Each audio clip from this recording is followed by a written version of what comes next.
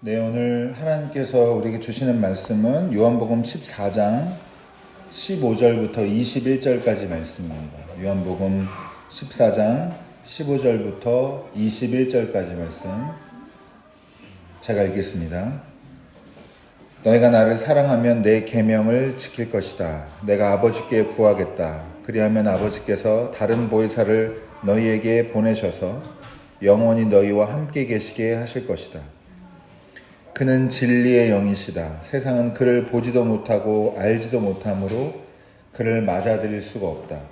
그러나 너희는 그를 안다. 그것은 그가 너희와 함께 계시고 또 너희 안에 계실 것이기 때문이다. 나는 너희를 고아처럼 버려두지 아니하고 너희에게 다시 오겠다. 조금 있으면 세상이 나를 보지 못할 것이다. 그러나 너희는 나를 보게 될 것이다. 그것은 내가 살아있고 너희도 살아있을 것이기 때문이다. 그날에 너희는 내가 내 아버지 안에 있고 너희가 내 안에 있으며 또 내가 너희 안에 있음을 알게 될 것이다. 내 계명을 받아서 지키는 사람은 나를 사랑하는 사람이요 나를 사랑하는 사람은 내 아버지의 사랑을 받을 것이다. 그리고 나도 그 사람을 사랑하여 그에게 나를 드러낼 것이다. 이는 하나님의 말씀입니다.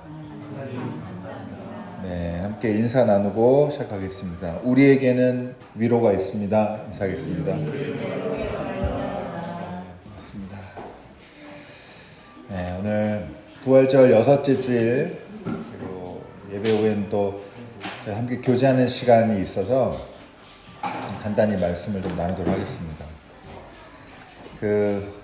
감사부터 드리고 저도 시작하겠는데 저 오늘 너무 피곤해가지고 지난주에 울산 갔다가 집에 잠깐 왔다가 다시 어제 강릉 갔다가 밤에 와가지고 지금 깨 있는지 자고 있는지 잘 모르겠거든요.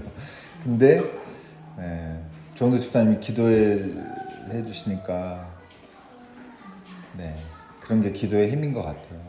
듣고 힘이 바짝 바카스 같은 거를 막 마신 것처럼 힘이 푹 납니다. 우리 서로 위해서 이렇게 같이 기도하면서 응원하고 격려하고 아름다운 관계로 오래 이 교회 공동체 만들어갔으면 좋겠습니다. 네, 서로가 서로에게 이렇게 위로가 되는 시간들이 있는데요. 오늘 말씀은 이제 간단히 전하겠습니다. 오늘 세상을 위로하는 교회라는 제목으로 같이 세상을 위로하는 교회가 되자라고 하는 거예요. 그럼 그 반대말은 뭐냐 하면 제가 기회 될 때마다 말씀드리고 있는데 교회를 위한 교회가 제일 제가 보기에는 슬픈 교회입니다. 교회를 위한 교회, 자기 가족을 위한 가족, 자기를 위한 자기.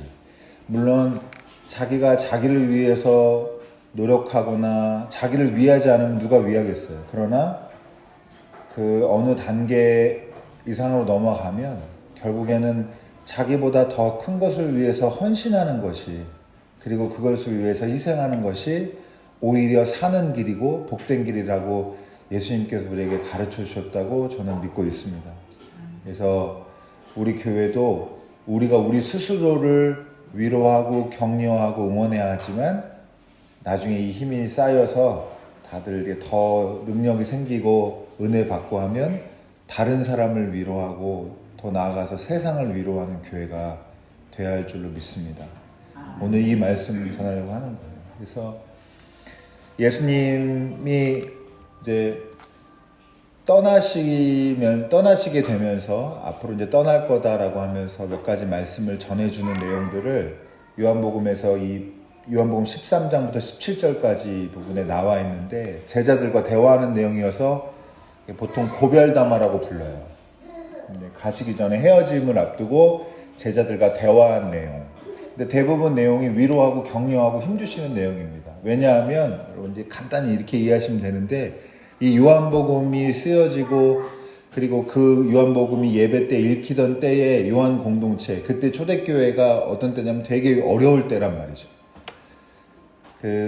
오늘 이제 성령에 관해서 보혜사에 관해서 나오는데요. 유대 관원들한테 기독교인이라고 불려가가지고 그러니까 유대인이면 유대교를 믿어야 되는데 기독교인이 된다 그러니까 신성모독이나 이런 죄로 관원들한테 붙들려 가가지고 재판받고 거기서 추방당하거나 유대 공동체에서 떠나가 이렇게 핍박받는 사람들이 생기는 그런 시절이란 말이죠. 그러니까 예수님이 너네가 그렇게 법정에 서서 나쁜 짓을 해서가 아니잖아요. 올바른 것, 진실한 것을 믿고 따르고 실천하려고 하다 보니까 그런 어려움을 겪게 됐는데 그런 어려움 가운데 예수님이 하나님께 부탁하셔서 너희를 고아와 같이 버려두지 않을 거다라는 위로의 말씀을, 예수님은 이미 우리와 육신은 함께 계시지 않기 때문에 예수님 안 보이는데 이러는 사람들한테 아니야, 예수님이 지금도 함께 계시는 거고 예수님이 우리를 버려두지 않고 늘 하나님의 능력으로 돕고 계신다라고 하는 사실을 확신시켜주기 위해서 이 말씀이 계속 교회에서 예배 때 읽히고 했을 것입니다.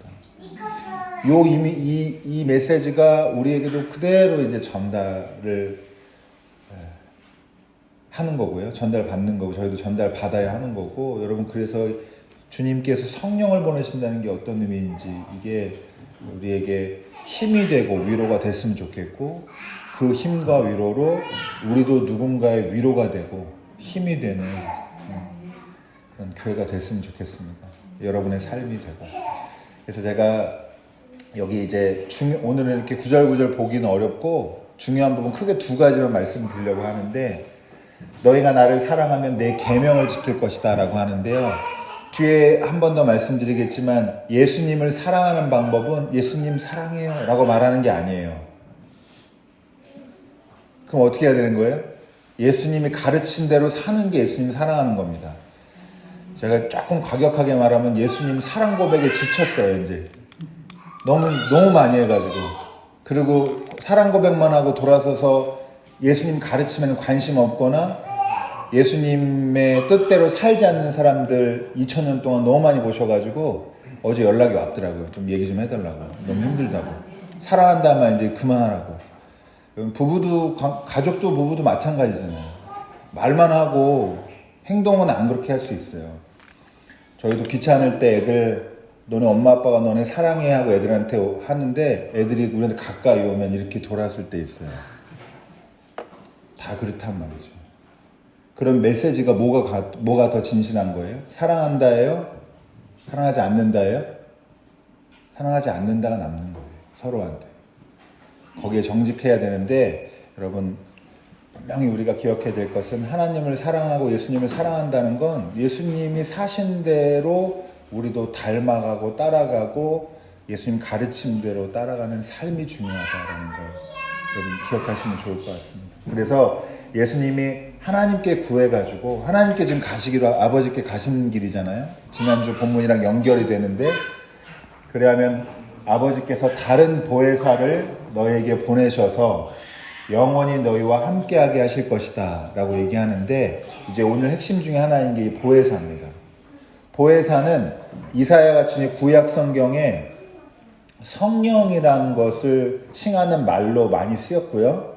그게 이제 그러니까 성령을 조언자, 조력자, 카운슬러 뭐 이런 식으로 부를 수 있는 그런 뜻이 담긴 단어들로 많이 지칭을 했는데, 그게 신약 시대로 이렇게 연결되어 넘어오면서 보통은 이제 여기서 대표적으로는 보혜사라고 부르게 되는 거고, 그러니까 저희가 성령이라고 알고 있잖아요. 기본적으로 보혜사는 성령입니다. 근데 이 성령이라는 보혜사라는 단어의 뜻이 뭐냐 하면 일반적으로 한 가지가 아니고 여러 가지인데, 뭐 조언자, 조력자, 그다음에 상담해 주는 사람, 그다음에 중개자도 있고요. 뭐 하여튼 그런 여러 가지 뜻이 있어요. 그런데 이 중에서 한 가지만 딱 머리에 딱 기억하시면 앞으로도 이게 뭔지 정확하게 잊지 않고 기억할 수 있는데요. 변호인 같은 사람이에요. 변호사 같은 뜻이, 우리 법정이랑은 좀 다르니까 개념이 일치하진 않겠지만, 법정에서, 이게 법정 용어고 주로 법정에서 어떤 사람을 변호해주는 일을 하는 사람을 보혜사라고 이렇게 불렀습니다. 여러분, 그러면 이제 제가 여러분과 함께 기억하고 싶은 장면이 있는데, 예수님이 유대 관원들한테, 유대 당국자들한테 잡혀가지고 신문 받을 때 예수님을 적극적으로 변호하는 사람이 있었나요? 없었나요? 없었죠. 예수님이 빌라도에게 끌려갔을 때, 빌라도 앞에 총독 앞에 섰을 때 십자가형에 처해지기까지 예수님을 적극적으로 나서서 변호하는 사람이 있었나요? 없었나요? 없었죠. 예수님은 그래서 십자가에서 뭐라고 그러셨어요? 하나님한테? 하나님 어찌하여 나를 버리셨나이까, 이렇게. 그런데 이 아픔을 겪어보신 분이, 고아와 같이 버림받으신 분이 우리에게 약속하시는 것은, 너네는 하나님께서 변호하실 거다, 내가 너네를 변호할 거다라고 말씀해 주신다는 겁니다. 여러분, 아까 제가 처음에 모두에 말한 것처럼 요한복음 이 복음서가 읽힐 당시에 유대인인데 기독교인이 됐다는 이유로 관원한테 끌려가가지고 거기서 심판받는 자리에 서게 된단 말이에요. 그게 두려움이 있어요. 야, 누가 또 잡혀갔다더라. 잡혀갔다서 또 추방당하고 또 여러 가지 고초를 겪었다더라.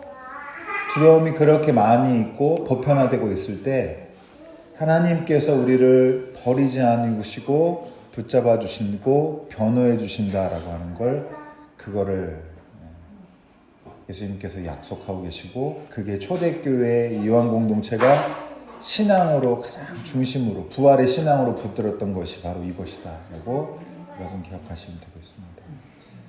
여러분, 마지막 메시지는 간단한데요, 여러분 누군가 변호해 본 적 있으세요? 죄 없는 사람, 억울한 사람, 어떻게 보면 늘 우리가 우리 스스로만 변호하는 삶을 살아왔는데, 그리스도인들은 다른 사람을, 세상을 변호하는 사람들이 되어야 합니다. 오늘 여러분에게 말씀드리고 싶은 마지막 메시지가 이겁니다. 끝났어요. 이제 다 끝났어요. 더 신경 안 써도 돼요. 네, 내비두세요. 여러분, 힐링 받기 위해서 돈 쓰고 다니고 하는 세상이잖아요. 자기 가족, 자기 힐링을 위해서. 근데 우리는 한번 생각해 봐야 될 게, 제가 공격하려고 그러는 게 아니라 저도 그렇고, 우리는 누구를 위로하며 사는가, 누구를 치유하며 사는가 좀 고민해 보셨으면 좋겠고, 늘 억울한 거 못 참고 조금만 우리한테 손해 있어도 아주 우리가 발끈하고 법대로 하자 막 하고 싶은 마음이 막 이렇게 있는데, 우리는 누구를 변호하면서 살고 있는가, 우리가 좀 기억할 필요가 있습니다. 자기만을 위해 산다고 하면 기독교인이 아닙니다. 여러분, 내일 남을 위해서 산다고 하면 그건 말려야 돼요. 그런 분은 말리세요. 네. 그런 분, 마더 테레사가 아닌 이상 그런 분은 그럼 가족이 너무 힘듭니다. 본인은 좋지만. 그래서 제가 이렇게 말씀드리고 싶은데, 여러분, 하나님 사랑하시는, 예수님 사랑하시는 노학교의 성도님들 됐으면 좋겠습니다. 근데 예수님 사랑한다는 거는 예수님 사랑해요 하고 눈물 흘리는 게 아니라 어떻게 하는 거예요? 예수님의 가르친 대로 사는 겁니다. 그리고 한 가지만 오늘 그걸 얘기하는데, 여러분 세상에 나가서 아무도 변호할 사람들이 없는 사람을 변호해주고, 여러분이 하지 마세요, 괴롭히지 마세요 라고 말할 수 있는 사람이 돼야 되고, 그리고 여러분이 우리가 먼저 위로받되 그 위로를 바탕으로 다른 사람을 위로하면서 사는, 그렇게 해서 예수님의 뜻대로 사는 여러분 되시기를 주님의 이름으로 축복합니다. 매일같이 365일 24시간 그렇게 안 살아도 돼요. 절대 자기 혼자 자기 스스로 힘들게 하지 마십시오. 그러나 꼭 그래야 될 때, 그때는 피하지 말고 용기 내셔서 변호하시고 세상을 위로하는 여러분 되시기를 주님의 이름으로 축원합니다. 기도하겠습니다.